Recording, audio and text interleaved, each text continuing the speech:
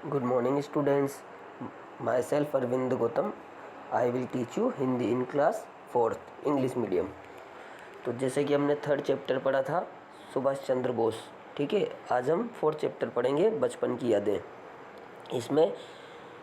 इस चैप्टर में महात्मा गांधी जी के जीवन के बारे में बताया गया है, ठीक है। तो आज हम इसको पढ़ते हैं।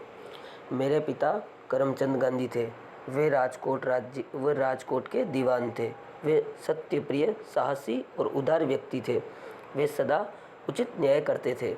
मेरी माता पुतलीबाई थी। उनका स्वभाव बहुत अच्छा था। वे धार्मिक विचारों की महिला थी। पूजा पाठ किए बिना भोजन नहीं करती थी। मेरा जन्म 2 अक्टूबर 1869 को पोरबंदर में हुआ था। गांधी जी का जन्म 2 अक्टूबर 1869 को पोरबंदर में हुआ था, ठीक है। पिताजी जब पोरबंदर में राजकोट गए तब मेरी उम्र 7 साल की रही होगी। पाठशाला में, फिर ऊपर के स्कूल में और वहाँ से हाई स्कूल में गया।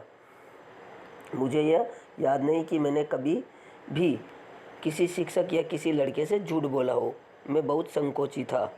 एक बार पिताजी श्रवण पितृभक्ति नामक नाटक की एक किताब खरीद कर लाए।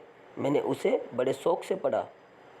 उन्हीं दिनों शीशे में तस्वीर दिखाने वाले लोग आया करते थे। तभी मैंने अपने अंधे माता पिता को भंगी पर बैठाकर ले जाने वाले श्रवण कुमार का चित्र देखा।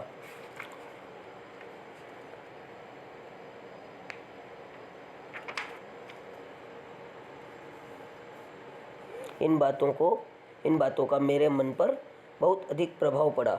मन ही मन मैंने कहा कि मैं भी श्रवण की तरह बनूंगा। मैंने सत्य हरिश्चंद्र नाटक भी देखा था। बार बार उसे देखने की इच्छा होती। हरिश्चंद्र के सपने आते। बार बार मेरे मन में यह बात उठती कि सभी हरिश्चंद्र की तरह सत्यवादी क्यों न बने। यही बात मन में बैठ गई कि चाहे हरिश्चंद्र की भांति दुख उठाना पड़े, पर सत्य को कभी नहीं छोड़ना चाहिए। जब मैं केवल 13 वर्ष का था तभी मेरा विवाह कस्तूरबा के साथ हो गया था, मगर मेरी पढ़ाई चलती रही। 5वीं और 6ठी कक्षा में तो छात्रवृत्तियां भी मिली थी। मैं अपने आचरण की ओर बहुत ध्यान देता था। इसमें यदि कोई भूल हो जाती तो मेरी आंखों में आंसू भर आते। शिक्षक का कुछ कहना ही मेरे लिए असह्य हो जाता। अपने से बड़ों और शिक्षकों का अप्रसन्न होना मुझसे सहन नहीं हो पाता था। मैंने पुस्तकों में पढ़ा था कि खुली हवा में घूमना स्वास्थ्य के लिए लाभकारी होता है। यह बात मुझे अच्छी लगी। तभी से मैंने सैर करने की आदत डाल ली। सैर करना भी एक प्रकार का व्यायाम ही है। इससे मेरा शरीर मजबूत हो गया। एक भूल की सज़ा मैं आज तक पा रहा हूँ। पढ़ाई में अक्सर अच्छे होने की आवश्यकता नहीं। यह गलत विचार मेरे मन में इंग्लैंड जाने तक रहा। आगे चलकर दूसरों के मोती जैसे अक्षर देखकर मैं बहुत पछताया। मैंने देखा कि अक्सर बुरे होना अपूर्ण शिक्षा की निशानी है। बाद में मैंने अक्सर सुधारने की कोशिश की, पर पक्के घड़े पर कहीं मिट्टी चढ़ सकती है। सुलेख शिक्षा का आवश्यक अंग है। इसके लिए चित्रकारी सीखनी चाहिए। बालक जब चित्रकला सीखकर चित्र बनाना जान जाता है, तब यदि अक्षर बनाना सीखे तो उसके लिए अक्षर मोती जैसे हो जाते हैं। मेरे संस्कृत शिक्षक काम लेने में बड़े सख्त थे। फारसी के शिक्षक नरम थे। विद्यार्थी आपस में बातें भी करते कि फारसी सरल है। यह सुनकर मैं ललचाया और एक दिन फारसी की कक्षा में जा बैठा। यह देखकर संस्कृत शिक्षक ने मुझे बुलाया और समझाया, तुमको संस्कृत समझ में कोई कठिनाई हो तो मुझे बताओ। मैं तो सब विद्यार्थियों को अच्छी तरह संस्कृत पढ़ाता हूँ। आगे चलकर इसमें रस ही रस है। देखो, हिम्मत न हारो, तुम फिर मेरी कक्षा में आकर बैठो। उन शिक्षक के प्रेम के कारण मैं इनकार न कर सका। आज भी मैं उनका उपकार मानता हूँ, क्योंकि आगे चलकर मैंने समझा कि संस्कृत का अध्ययन अवश्य करना चाहिए। मैं हाई स्कूल में मंदबुद्धि विद्यार्थी नहीं माना जाता था। जहाँ तक याद है, मुझे कभी अपनी होशियारी का कोई गर्व नहीं था। इनाम या छात्रवृत्ति पाने पर मुझे आश्चर्य होता था, लेकिन अपने आचरण की मुझे बड़ी चिंता रहती थी। मेरे हाथों कोई ऐसा काम न हो जिसके लिए शिक्षक मुझे दंड दे।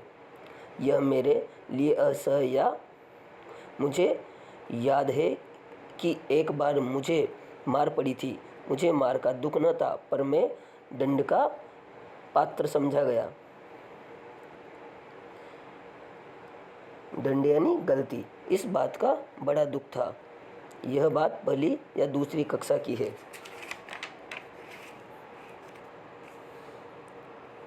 दूसरी बात 7वीं कक्षा की है, जहाँ हमारे हेडमास्टर कड़ा अनुशासन रखते थे, फिर भी वे विद्यार्थियों के प्रिय थे। वे स्वयं ठीक काम करते और दूसरों से भी ठीक काम लेते थे। पढ़ाते अच्छा थे। उन्होंने ऊपर की कक्षा के विद्यार्थियों के लिए व्यायाम और क्रिकेट अनिवार्य कर दिए थे। मेरा मन इन चीज़ों में नहीं लगता था। अनिवार्य होने से पहले तो मैं कभी व्यायाम करने, क्रिकेट या फुटबॉल खेलने गया ही नहीं था। वहाँ न जाने में मेरा संकोची स्वभाव भी एक कारण था। अब मैं यह देखता हूँ कि व्यायाम के प्रति मेरी यह अरुचि मेरी गलती थी। उस समय मेरे मन में यह गलत विचार घर किए हुए थे कि व्यायाम का शिक्षण के साथ कोई संबंध नहीं है। बाद में समझा कि पढ़ने के साथ साथ व्यायाम करना भी जरूरी है। व्यायाम में अरुचि का दूसरा कारण था पिताजी की सेवा करने की तीव्र इच्छा। स्कूल बंद होते ही तुरंत घर जाकर उनकी सेवा में लग जाता। जब अब व्यायाम अनिवार्य होने से इस सेवा में विघ्न पड़ने लगा। मैंने पिताजी की सेवा के लिए व्यायाम से छुटकारा पाने का प्रार्थना पत्र दिया, पर हेडमास्टर साहब कब छोड़ने वाले थे। एक दिन शनिवार को स्कूल सवेरे का था। शाम को 4 बजे व्यायाम के लिए जाना था। मेरे पास घड़ी न थी।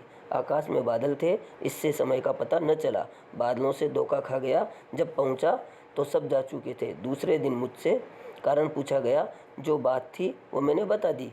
उन्होंने उसे नहीं माना और मुझे 1 या 2 आना ठीक से याद नहीं कितना दंड देना पड़ा। मैं झूठा बना। मुझे भारी दुख हुआ। मैं झूठा नहीं हूँ, यह कैसे सिद्ध करूँ?